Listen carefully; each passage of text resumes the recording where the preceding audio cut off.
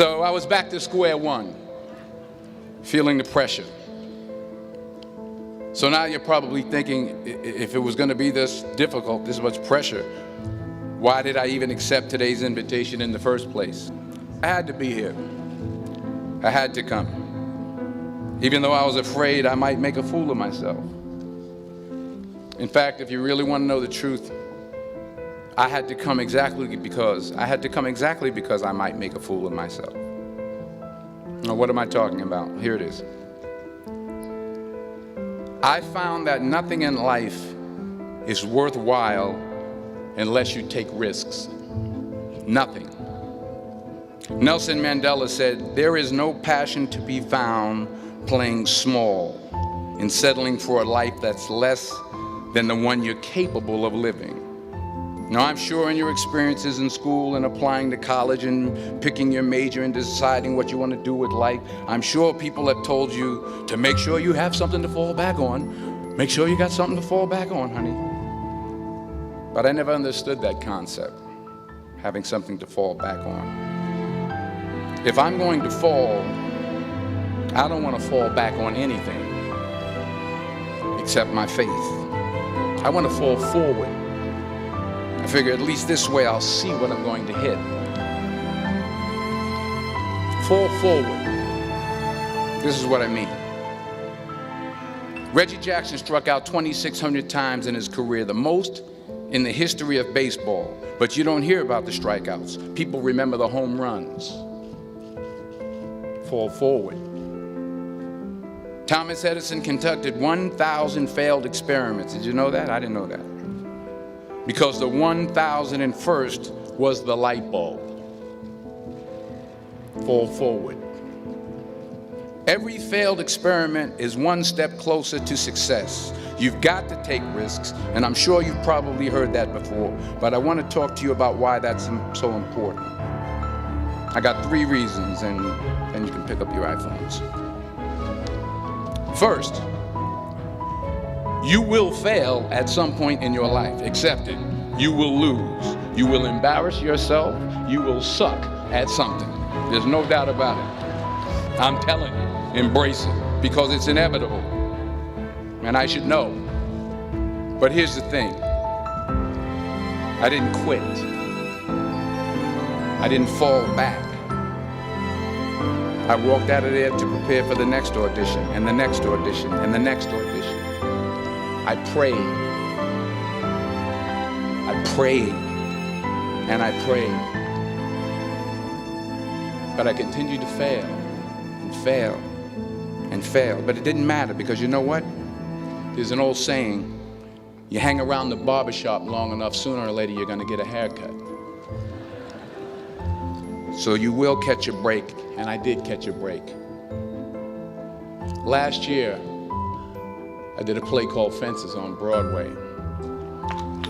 Someone talked about it. Won the Tony Award. But here's the kicker. It was at the Court Theater.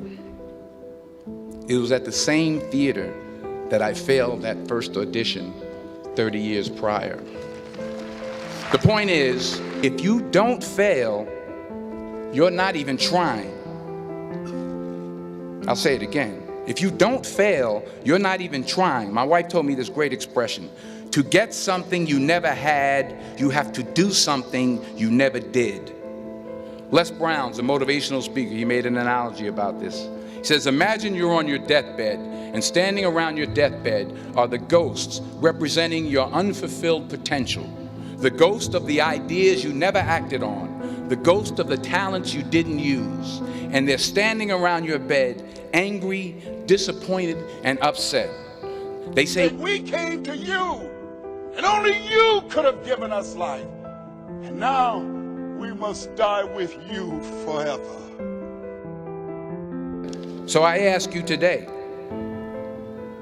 how many ghosts are going to be around your bed when your time comes? You've invested a lot in your education, and people have invested in you. And let me tell you, the world needs your talent. The world needs a lot, and we need it from you. You got to give it everything you got, whether it's your time, your talent, your prayers, or your treasures. Because remember this, you will never see a U-Haul behind a hearse. I'll say it again. You will never see a U-Haul behind a hearse. You can't take it with you.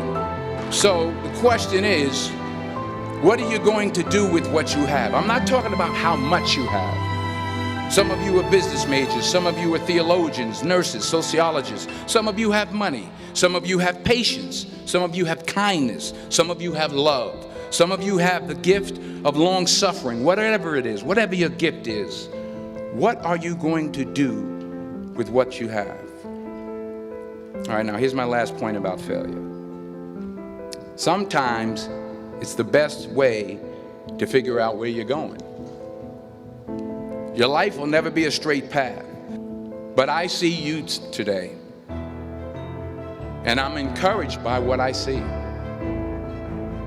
And I'm strengthened by what I see. And I love what I see. Taking risk is not just about going for a job. It's also about knowing what you know and what you don't know. It's about being open to people and to ideas. To not only take risks, but to be open to life, to accept new views, and to be open to new opinions. For while it may be frightening, it will also be rewarding.